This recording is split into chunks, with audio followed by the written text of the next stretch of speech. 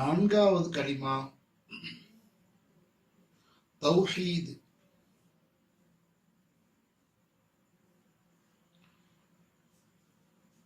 பாசத்திற்குரிய பெருமக்களே,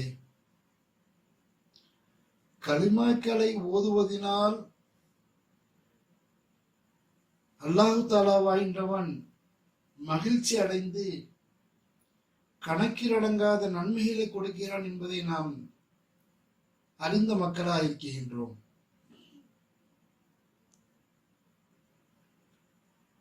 இந்த நான்காவது கலிமாக்களின் சிறப்புகளை பார்க்கக்கூடிய சமயத்தில் பொதுவாக லா இலாஹ இல்லல்லாஹ் என்று சொல்லப்படக்கூடிய இந்த ஒரு வாக்கியம், இதனுடைய சிறப்புகள் எண்ணில் அடங்காதது.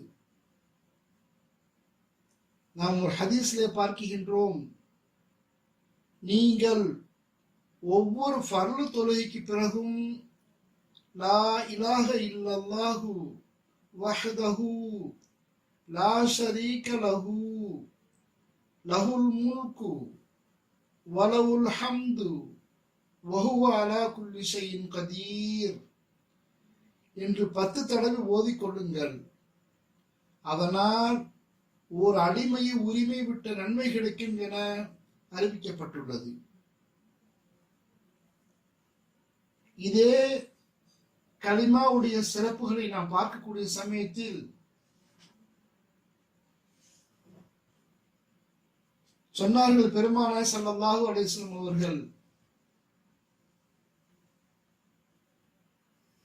இந்த ஹதீஸை அறிவிக்கக்கூடிய ஹஸரத் அபூ ஹுரைரா ரலியல்லாஹு தஆலா அன்ஹு அவர்கள் கூறுகின்றார்கள், ஒருவர் ஒவ்வொரு ஃபர்லு தொழுகைக்கு பிறகும் 33 தடவை சுப்ஹானல்லாஹ், 33 தடவை அல்ஹம்துலில்லாஹ், 33 தடவை அல்லாஹு அக்பர் என்று ஓதினால் அவை மொத்தம் 99 தடவை ஆகின்றன.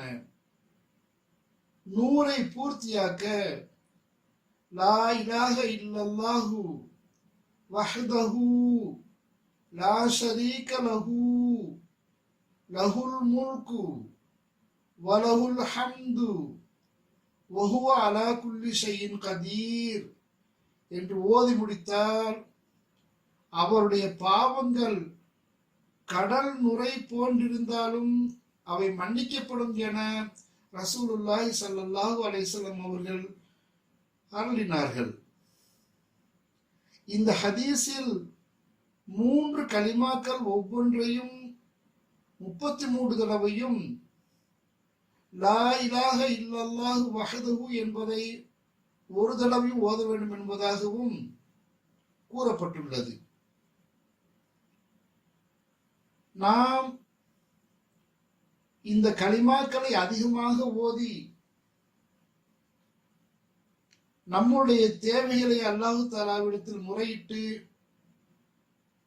அல்லாஹு தாலாவுடைய அன்பிற்கும் அவனுடைய நல்ல அருளுக்கும் பாத்திபமான மக்களாக ஆகுவதற்கு அல்லாஹு தஆலா நம் அனைவருக்கும் நற்கிருபை செய்வானாக.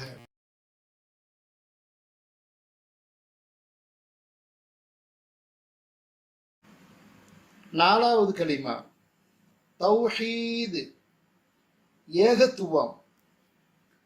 லா இலாஹ இல்லல்லாஹு, வணக்கத்திற்கு தகுதியானவன் அல்லாஹ்வை தவிர வேறு யாரும் இல்லை.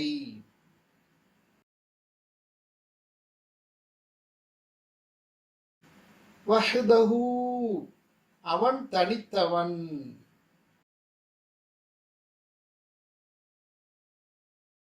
லா ஷரீக லஹு, அவனுக்கு யாதொரு இணையும் இல்லை.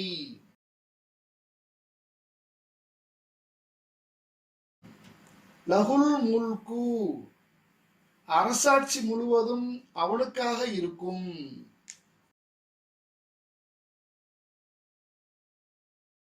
வலவுல் ஹம்து, இன்னும் எல்லா புகழும் அவனுக்காக இருக்கும்.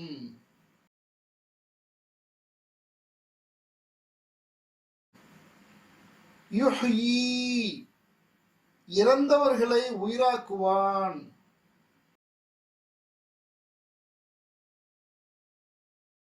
வயுமீது இன்னும் உயிர் உள்ளவர்களை மௌத்தாக்குவான்.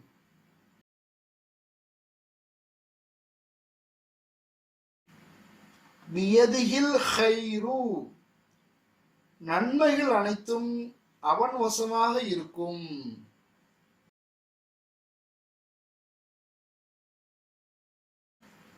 வஹுவ அலா குல்லி ஷைஇன் கதீர் இன்னும் அவன் சகல வஸ்துக்களின் மீதும் மிகவும் சக்தி பெற்றவன்.